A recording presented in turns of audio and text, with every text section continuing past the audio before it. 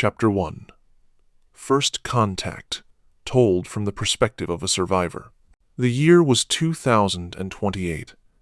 I remember that day like it was seared into my memory. It started with minor anomalies in satellite trajectories, something we might have overlooked before, but not this time. This time, it was different.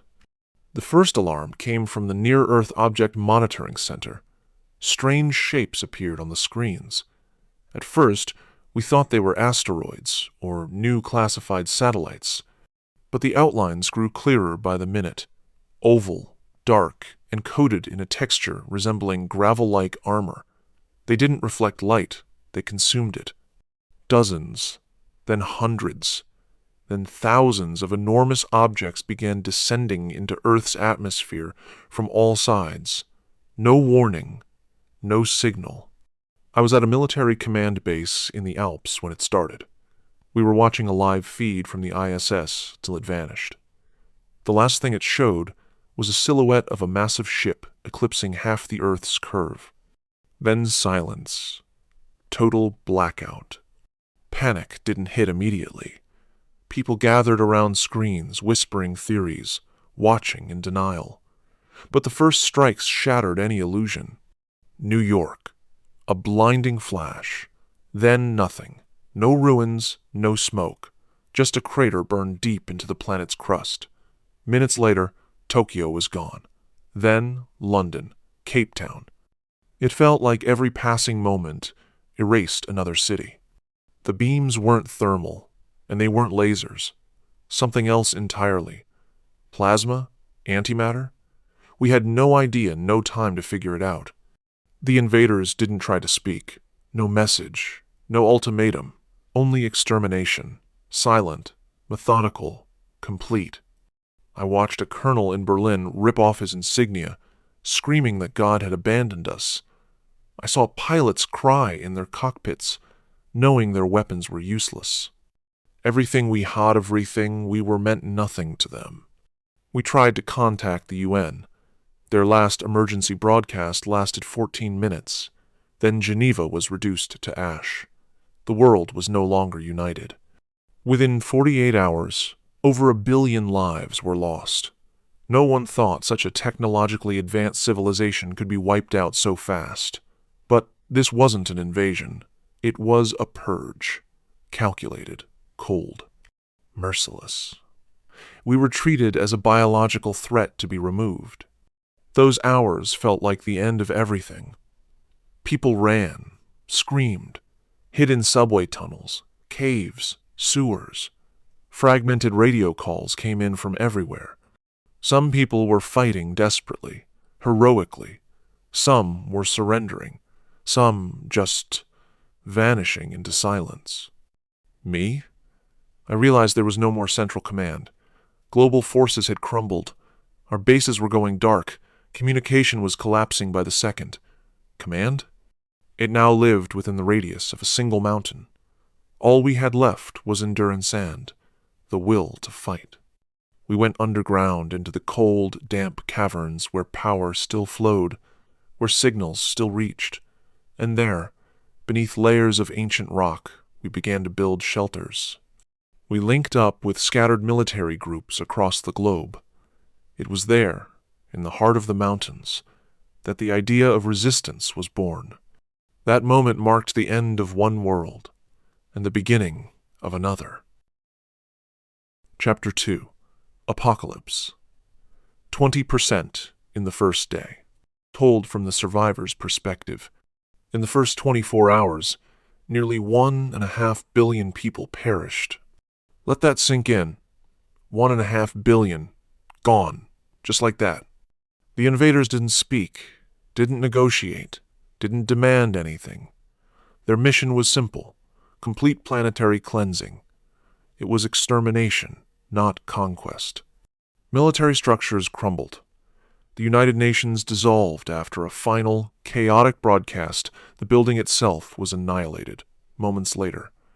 There were no alliances left, only fragments. The remaining armies, or what was left of them, tried to reorganize. The United States, Russia, China, India, Each set up emergency command centers. But they were isolated, fragmented, barely holding on. Evacuation of civilians. It was chaos. Roads were jammed, railways were gone, skies swarmed with enemy patrols. Cities that hadn't been hit yet turned into panic zones. Screams, smoke, broken signals. It was like watching the world choke on its own fear. Then came a spark of hope, a desperate, wild idea. The mountains. People fled into the highlands, into the most remote, unreachable regions. The Alps, the Urals, the Himalayas, the Andes. At first, it was just tents and makeshift shelters. But soon, those places turned into fortresses. Deep inside the rock, we started building military bunkers, carving out hangars, sculpting airstrips right into vertical cliffs. Engineers worked night and day. What remained of our tanks, drones, and planes were hauled into the new mountain bases. It was the birth of something new. We didn't have much food, power, medicine, all were limited. But we had one thing left: willpower, the will to survive, to fight back, to understand what we were up against. We started to communicate encrypted signals bouncing between mountains. Data flowed between survivors. Tactical maps, energy scans, captured fragments of enemy tech. And from that fragile web, a resistance was born. We called it the Mountain Alliance. It wasn't a government. There were no presidents, no parliaments, no borders. Just surviving cells of soldiers, scientists, medics, and civilians, united by a single mission: to survive, to resist, and to strike back when the time came. I remember when we chose our emblem, a jagged mountain peak pierced by a bolt of lightning. We painted it on vehicles, stitched it onto uniforms, etched it into steel. Some soldiers even tattooed it onto their arms. It was more than a symbol. It was belief. It was rage. It was memory. The Mountain Alliance wasn't the world we lost. It was the start of a new one. And it would be ready. Chapter 3. The mountain becomes a fortress. Life in the mountains changed quickly. It wasn't just an escape, it was the beginning of a new era. Every crack in the rock, every tunnel, every cave became part of a massive survival machine. We no longer looked at the sky with hope. We looked at it with hatred. Engineers worked around the clock, turning ancient caves into high-tech command nodes. Old mines were converted into ammo depots, medical centers, and communication hubs. Vertical elevators were drilled through stone. Underground hangars, drone control halls, and training facilities were built where the resistance trained in secret. The entire system became a living, breathing fortress. Everyone found their purpose. Some trained to fly next-generation strike fighters. Others became scouts, mapping alien movements. Still, others crafted weapons using both Earth's remaining tech and fragments of the enemy's destroyed ships. We started studying the enemy. Their ships were alive, literally. Biomechanical structures that reacted to sound, light, and temperature. One of the first wreckages we retrieved was partially organic. That's when we understood. They weren't just destroying. They were gathering information, and worse, adapting. In response, we changed our strategy. We didn't just build walls. We built a dynamic defense system, mobile weapons, adaptive shielding, autonomous sensor towers. The mountain fortresses became interconnected nodes of a new global resistance. We weren't hiding anymore. We were preparing. Those weeks gave birth to what we called the Ridge Doctrine. It meant strike fast, vanish into the rocks, live inside the mountain like the heart of the earth. The stone became our skin, our shield, our weapon. That's when I knew we wouldn't just survive. We would fight. And one day, we would strike back. Chapter 4. Operation Alpha Thunderstrike. It happened 3 months after the Great Strike. We were no longer hiding. We breathed the stone, lived beneath it, and waited for the moment to strike back. That moment came.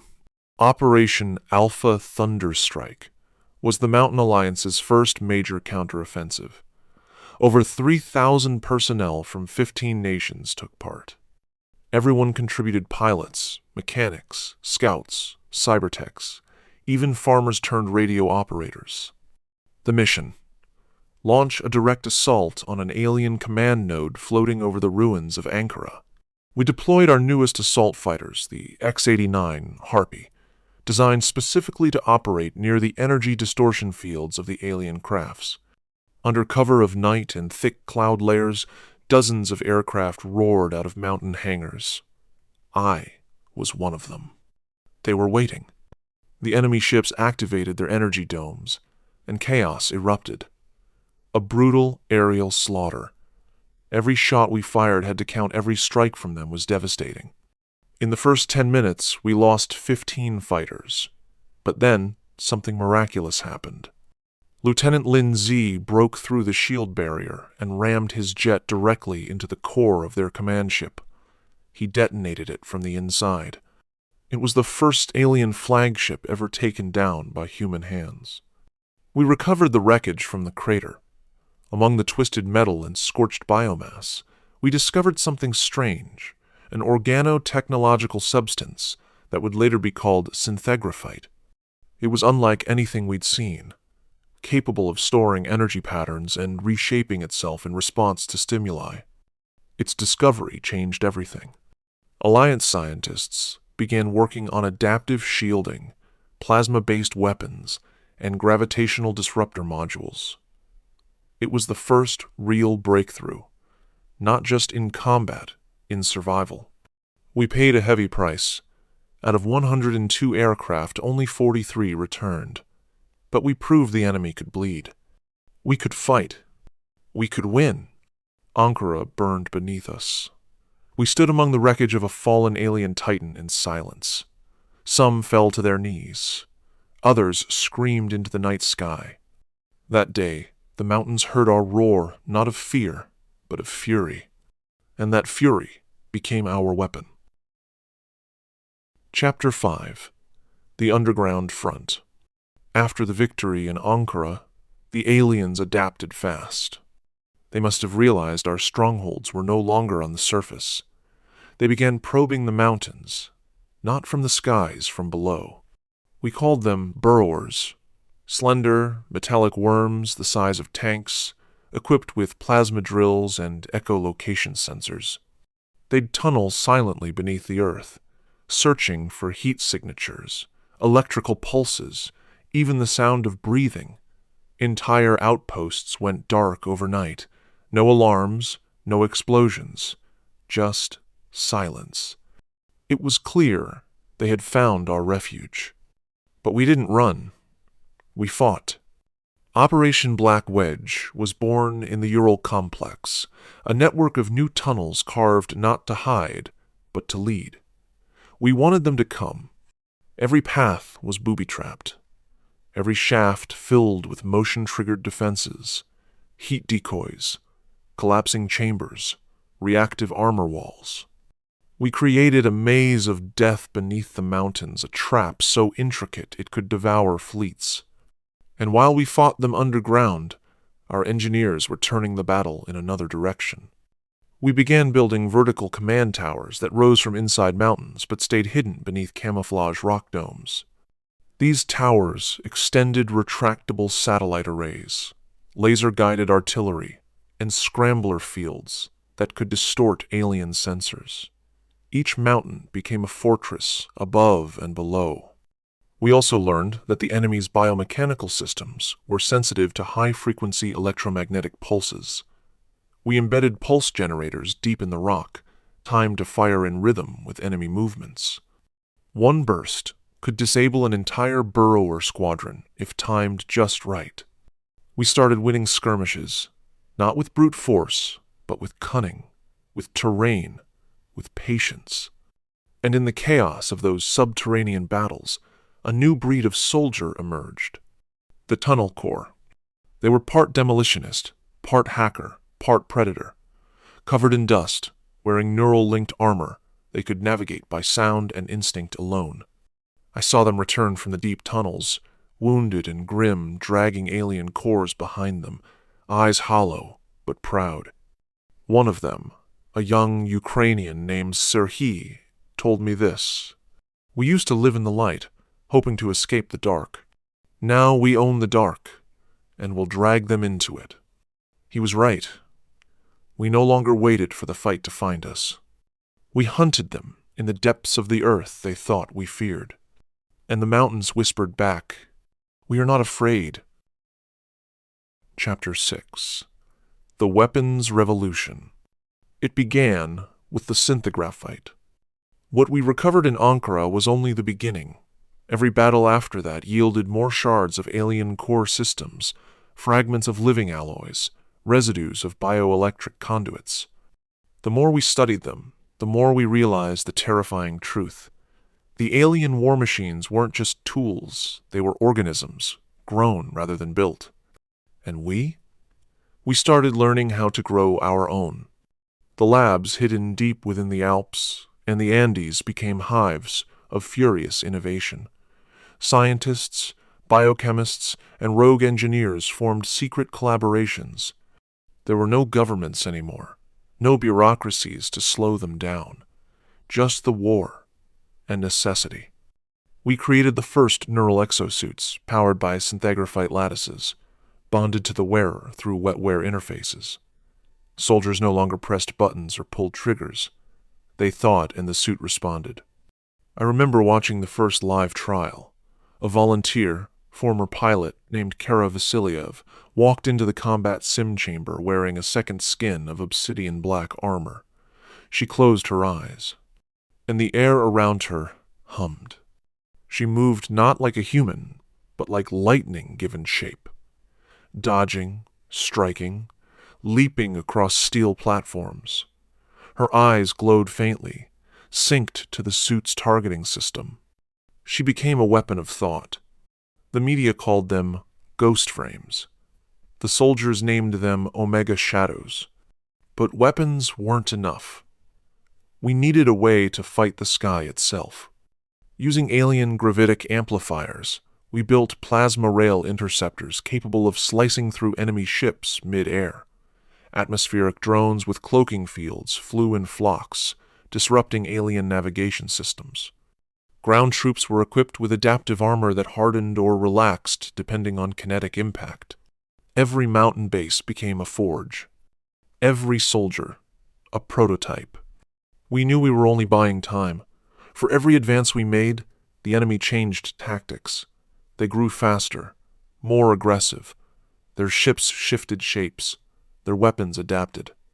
It was a race of evolution, us versus them. But for the first time since the invasion, we weren't falling behind.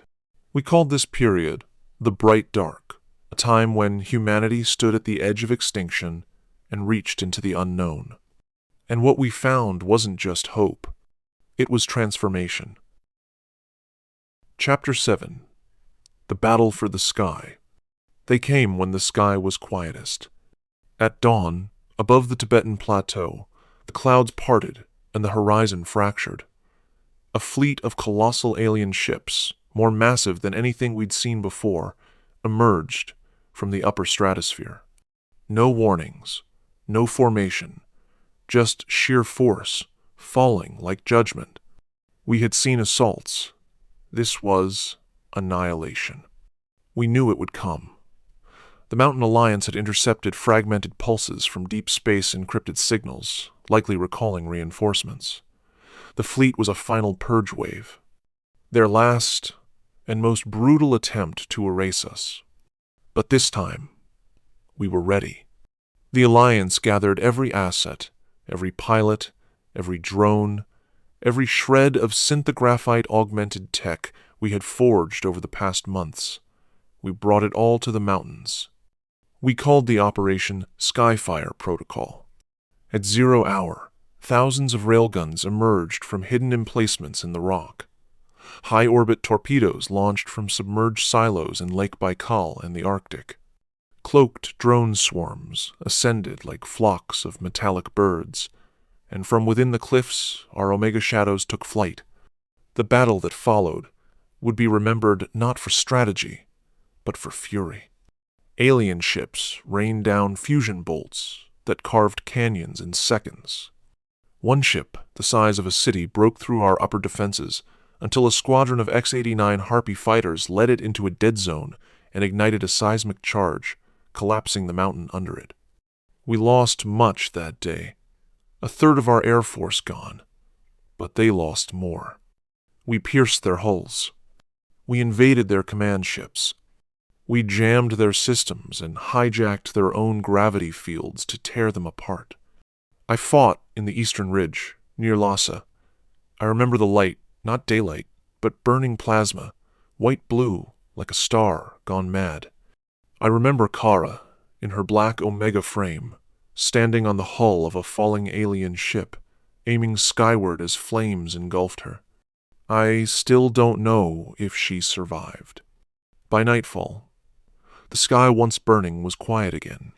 Wreckage drifted in the upper atmosphere. A few enemy ships turned and fled into space. Our forces didn't pursue, not out of mercy, but exhaustion. The battle for the sky had been won, but the price was scorched into our bones. That night, we lit fires in the mountains, not for warmth, but for memory, because now we knew the war wasn't over, but Earth would not fall. Chapter 8. Strike from the Heart of the Earth. 2 years since the invasion began. 2 years of loss, of defiance, of survival carved into stone and blood. Then came the signal. Buried deep beneath Antarctic ice, a pulse, rhythmic, artificial, unmistakably alien. It matched the fleet's command frequencies. We had found it. The core, the source, the heart of their control network. And we would strike it. The operation was called Heartfall. It would be our last. A massive multinational task force gathered in secret under the frozen continent. Engineers tunneled through kilometers of ice and basalt to reach the alien complex. Drone scouts vanished in swarms. The closer we got, the stranger the environment became. Gravity bent. Time lagged. Our machines glitched. Some soldiers heard voices in the static. It wasn't just technology. It was consciousness. The core wasn't a ship. It was alive. A sentient construct, buried in Earth's crust long before we ever walked it. The fleet had not come to conquer. They had come to retrieve it. We couldn't let them. On the final day, we launched full-scale assault underground shock teams, Omega frames, aerial support flying low over ice canyons. The alien defenses pulsed like neurons, growing tendrils and spitting fire. Half our vanguard was lost in the first 10 minutes. But we reached the core. It stood like an obsidian cathedral humming, pulsating with colorless light. No windows, no doors, just walls of thought and memory. Kara Vasiliev, if it was still her inside that frame, led the final push. She entered the core alone. And then, everything changed. The sky above the Earth flickered. The alien fleet began to fall from orbit one by one. Systems crashed. Energy fields collapsed. Whatever she did inside, it worked. But Kara never returned. The core imploded, taking the glacier with it. The last of the enemy vanished with a sound like thunder we felt in our teeth. The war was over. Alle. Epilogue. The mountains still stand. New cities rise in the shadow of ruined ones. Flags are stitched again, not of nations, but of unity. We live beneath stars that once tried to kill us. But we watch them now, and we are ready. Because Earth isn't just our home anymore. It's our fortress,